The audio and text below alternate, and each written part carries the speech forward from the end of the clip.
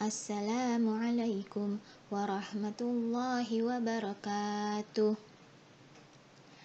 Oke anak-anak, kita kembali lagi ke pembelajaran tematik. Kali ini kita akan mempelajari tematik tema E dengan judul ekosistem. Untuk video pembelajaran kali ini mungkin agak sedikit banyak ya dari pembelajaran sebelumnya, karena Mem akan menggabungkan pembelajaran 1 sampai 6. Jadi mohon disimak baik-baik. Sebelumnya anak-anak, mohon dipersiapkan buku tulis kalian masing-masing ya. Oke, kita mulai saja ya pembelajaran hari ini. Kita mulai dengan basmalah. Bismillahirrahmanirrahim.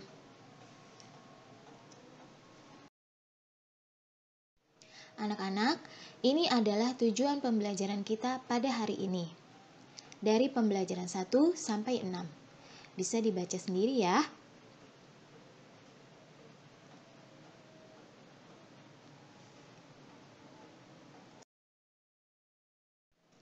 Oke, kita akan mulai di materi yang pertama.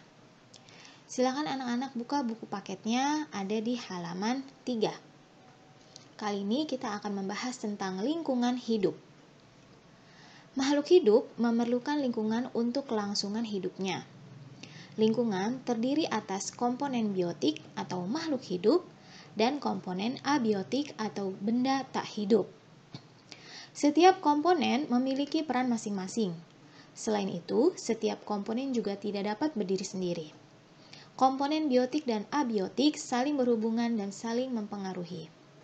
Nah, hubungan saling ketergantungan dan saling mempengaruhi antara komponen-komponen tersebut dinamakan adalah ekosistem. Ekosistem memiliki komponen biotik dan abiotik. Komponen biotik merupakan semua makhluk hidup yang terdapat di dalam ekosistem. Sedangkan komponen abiotik di dalam ekosistem misalnya seperti tanah, air, udara, dan sinar matahari. Berdasarkan fungsinya, komponen biotik terdiri atas produsen, konsumen, dan pengurai.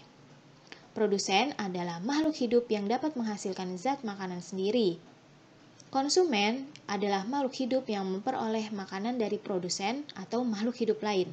Dan pengurai adalah makhluk hidup yang menguraikan makhluk hidup yang telah mati. Nah, di sini ada gambar tentang rantai makanan. Anak-anak bisa lihat ya. Di mana rantai makanan ini adalah saling ketergantungan. Konsumen tingkat 1 merupakan hewan pemakan tumbuhan atau yang kita biasa sebut dengan produsen. Nah, hewan pemakan tumbuhan dinamakan herbivore. Konsumen tingkat 2 ada yang memakan daging saja. Namun ada juga yang memakan daging dan tumbuhan.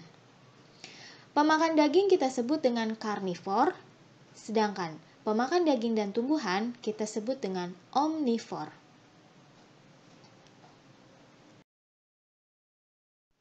Berikut adalah beberapa contoh-contoh hewan, herbivor, karnivor, dan omnivor. Contoh hewan herbivor atau pemakan tumbuhan adalah sapi, kambing, kuda, gajah, dan jerapah. Contoh hewan pemakan karnivor atau daging adalah harimau, burung elang, buaya, kucing, ular. Sedangkan contoh hewan omnivor atau pemakan tumbuhan dan daging yaitu ayam, tikus, beruang, jangkrik. Anak-anak paham ya sampai sini perbedaan antara hewan herbivor, karnivor, dan omnivor. Lanjut, kita akan membahas tentang lagu yang memiliki tangga nada mayor. Di pembelajaran sebelumnya, kita pernah membahas tangga nada mayor dan minor. Anak-anak ingat-ingat kembali ya, apa perbedaan tangga nada mayor dan minor. Di buku paket halaman 9, terdapat lagu dengan judul Burung Kutilang, ciptaan Ibu Sud. Lagu Burung Kutilang dinyanyikan dengan riang gembira dan penuh semangat. Lagu tersebut memiliki tangga nada mayor. Lagu tersebut bisa kita nyanyikan dengan iringan alat musik ritmis seperti rebana, triangle, gong, gendang, dan marakas. Alat musik ritmis berfungsi sebagai pengatur tempo lagu dan mengatur jalannya irama lagu.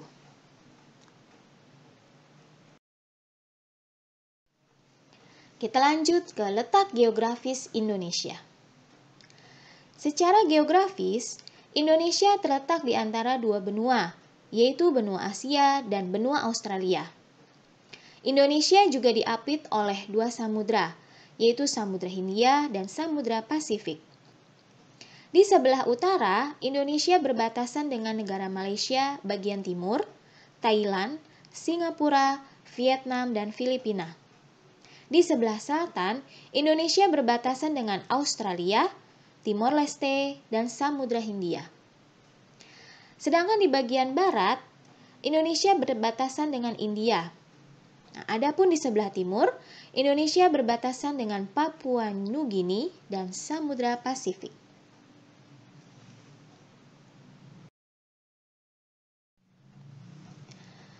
Wilayah Indonesia terdiri atas daratan dan perairan. Daratan berupa pulau-pulau yang terdiri dari pulau besar dan kecil. Sebagian besar penduduk Indonesia terdapat di pulau-pulau besar seperti Jawa, Sumatera, Sulawesi, Kalimantan, dan Papua.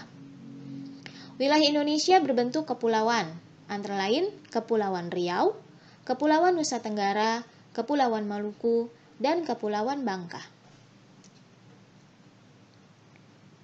Jika dilihat pada peta, letak Indonesia berada pada posisi yang strategis. Nah, salah satu keuntungan yang diperoleh berdasarkan letak geografis tersebut, antara lain Indonesia sebagai titik persilangan kegiatan perekonomian atau perdagangan dunia, seperti negara-negara di benua Asia dan Eropa. Nah, keuntungan lainnya adalah iklim di Indonesia terbagi menjadi dua, yaitu musim hujan dan musim kemarau.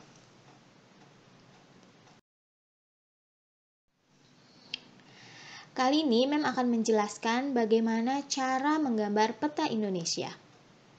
Mungkin anak-anak sudah sering ya melihat peta Indonesia yang berada di atlas.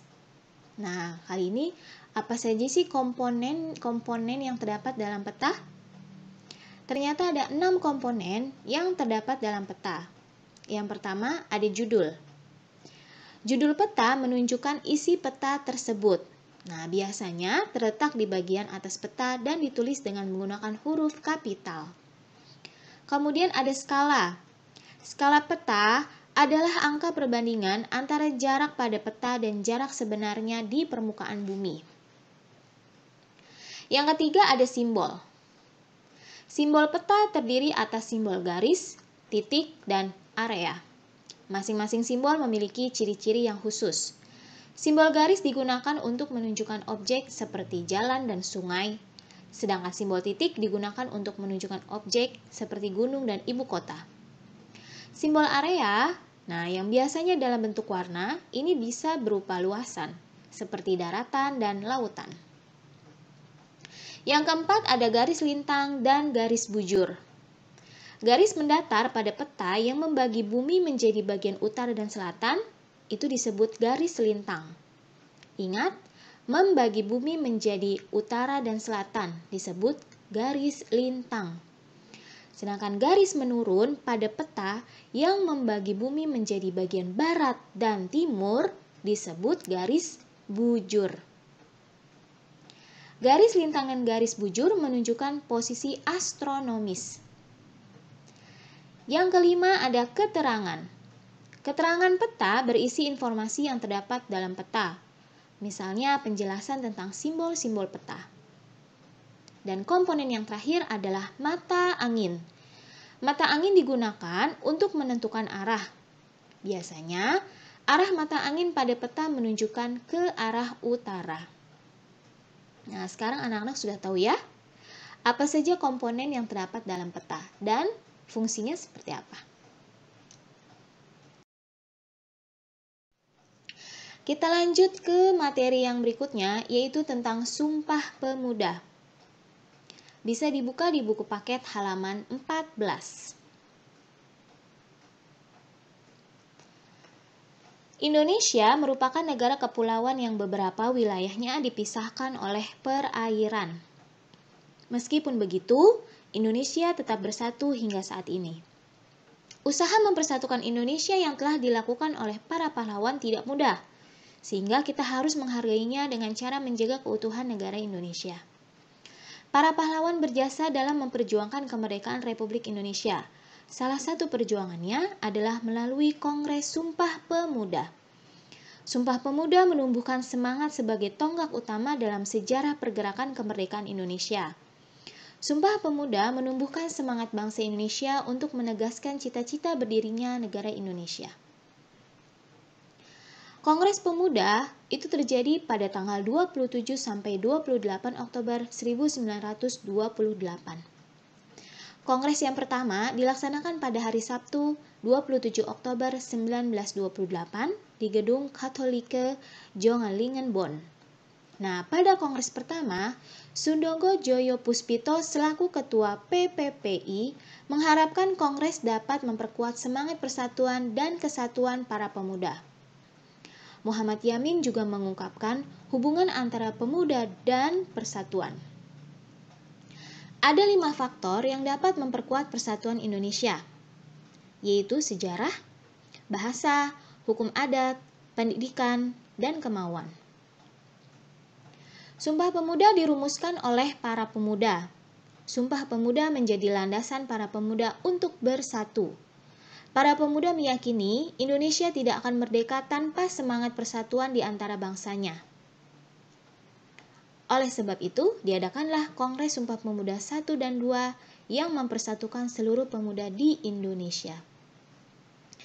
Istilah Sumpah Pemuda diberikan setelah Kongres merumuskan cita-cita bangsa Indonesia. Keputusan Kongres menghasilkan cita-cita bangsa Indonesia yang terdiri dari tanah air, bangsa Indonesia, dan bahasa Indonesia. Rumusan teks Sumpah Pemuda ditulis oleh Muhammad Yamin. Untuk isi dan makna Sumpah Pemuda, anak-anak bisa buka di halaman 15 pada buku paket 5E.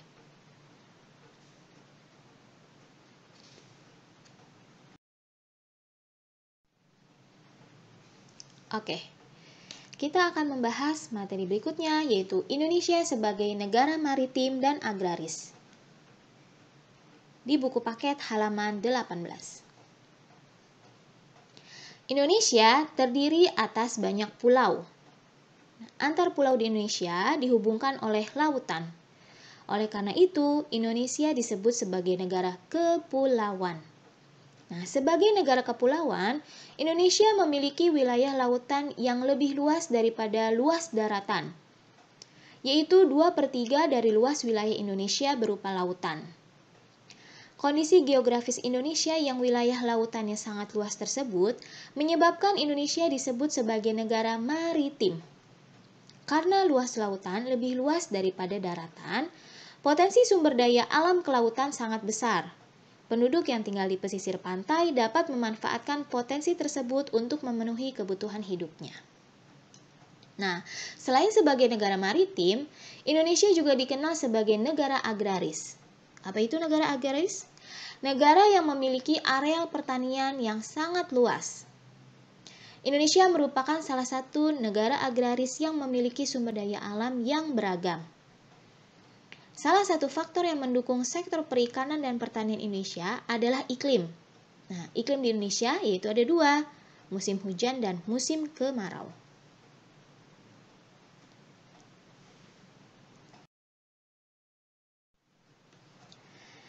Materi kali ini yaitu tentang perjuangan Bung Tomo.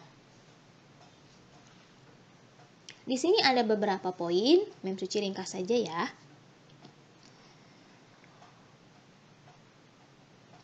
Bung Tomo merupakan salah satu pahlawan yang memperjuangkan persatuan dan kesatuan Indonesia. Bung Tomo merupakan tokoh penggerak dan pembangkit semangat rakyat Surabaya. Bung Tomo mengajak seluruh warga masyarakat Surabaya untuk berjuang melawan penjajah tanpa melihat perbedaan agama dan suku bangsa. Keragaman suku bangsa dan agama yang dimiliki oleh warga Surabaya merupakan kekuatan untuk melawan penjajah saat itu. Bung Tomo adalah seorang pemimpin dari Perang Surabaya yang terjadi pada 10 November 1945. Pertempuran Surabaya merupakan peristiwa perang antara tentara Indonesia dengan tentara Inggris. Pertempuran Surabaya menjadi simbol nasional atas perlawanan Indonesia terhadap kolonialisme. Pertempuran tersebut disebabkan oleh pengibaran bendera Belanda di Hotel Yamato. Para pemuda Surabaya sangat marah karena Belanda telah menghina salah satu cita-cita bangsa Indonesia yang disampaikan saat Sumpah Pemuda, yaitu kedaulatan negara. Akhirnya, para pemuda merobek warna biru pada bendera tersebut. Lalu mereka mengibarkan kembali bendera yang tersisa, yaitu bendera merah putih. Pertempuran kembali terjadi setelah Brigadir Malabi terbunuh. Tentara Inggris memberikan peringatan agar seluruh pemimpin dan orang Indonesia yang bersenjata melapor dan meletakkan senjatanya pada wilayah yang sudah ditentukan. Nah, peringatan tersebut merupakan sebuah penghinaan bagi persatuan dan kesatuan bangsa Indonesia. Bung Tomo dan warga Surabaya tidak mau terjajah kembali. Oleh karena itu, mereka bersatu melawan penjajah. Bung Tomo mengubarkan semangat perjuangan rakyat Surabaya melalui isi pidatonya. Pidato Bung Tomo berhasil membakar semangat warga Surabaya dalam mempertahankan persatuan dan kesatuan bangsa. Pertempuran Surabaya yang dipimpin oleh Bung Tomo merupakan upaya mempertahankan kesatuan dan kesatuan Indonesia. Nah, upaya mempertahankan kesatuan dan persatuan harus kita terapkan dalam kehidupan sehari-hari. Seperti apa sih contohnya? Nah, seperti contoh, upaya mewujudkan persatuan dan kesatuan di lingkungan rumah, yaitu saling menghargai dan menyayangi sesama anggota keluarga, bekerja sama membersihkan rumah. Selanjutnya, upaya mewujudkan persatuan dan kesatuan di lingkungan sekolah, melaksanakan piket bersama, bermain dengan teman tanpa membedakan suku, agama, atau ras, dan menaati tata tertib sekolah. Sedangkan di lingkungan masyarakat, contohnya seperti menjenguk tetangga yang sakit, bekerja sama menjaga kebersihan, keamanan, serta keindahan lingkungan, dan melaksanakan musyawarah mufakat. Anak-anak bisa cari di sumber-sumber lain ya tentang upaya mewujudkan persatuan dan kesatuan. Nah, kali ini kita bahas pembelajaran IPA tentang daur hidup hewan. Silahkan dibuka di buku paket halaman 24. Setiap hewan tentu mengalami daur hidup. Daur hidup adalah suatu proses perubahan bentuk tubuh yang dialami hewan sepanjang hidupnya. Daur hidup hewan dimulai saat kelahiran hingga melewati masa pertumbuhannya dan berkembang menjadi hewan dewasa. Namun, setiap hewan memiliki tahapan daur hidup yang berbeda-beda.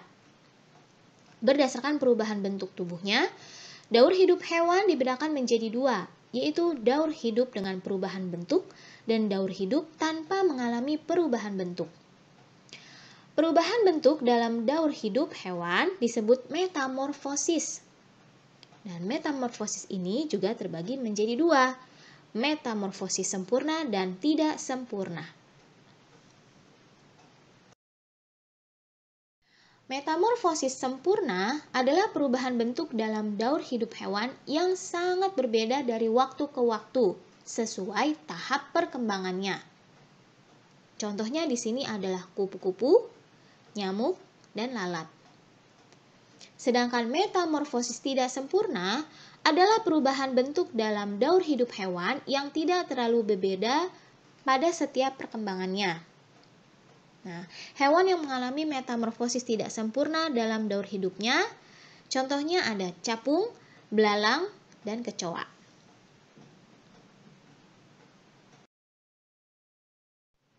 Oke. Di awal tadi kita sudah membahas tentang lagu bertangga nada mayor. Masih ingat ya? Nah, kali ini Mem hanya sedikit mengulas lagu bertangga nada minor. Ya, yang pernah kita bahas juga sebelumnya. Di mana perbedaannya dengan tangga nada mayor, tangga nada minor itu memiliki karakter yang sendu, sedih, khidmat, dan tidak bersemangat. Ya, Tadi kalau yang bertangga nada mayor, mereka yang bersemangat, riang, gembira, dan sebagainya. Oke, kita balik lagi ke pembahasan selanjutnya, yaitu upaya mengatasi ancaman terhadap persatuan dan kesatuan Indonesia. Ini ada di buku paket halaman 31. Nah, perjuangan mempertahankan persatuan dan kesatuan ini sudah dilaksanakan sejak dahulu. Para pahlawan berjuang mempertahankan persatuan Indonesia dari berbagai ancaman. Bahkan, ancaman terhadap persatuan juga terjadi hingga sekarang. Nah, berikut ini adalah beberapa contoh ancaman bagi persatuan dan kesatuan Indonesia. Yang pertama ada agresi, pemberontakan, perpecahan, penyalahgunaan narkoba, dan korupsi. Nah, sedangkan upayanya yang bisa kita lakukan seperti apa? Nah, misalnya penumpasan terhadap pemberontak, meningkatkan toleransi antar sesama warga, membiasakan sikap jujur dan berani bertanggung jawab. Mungkin selebihnya ada di buku paket ya, di halaman 32.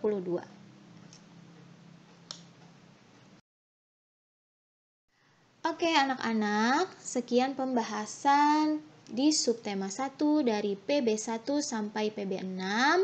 Mem merangkum hal-hal yang penting saja, mudah-mudahan anak-anak paham.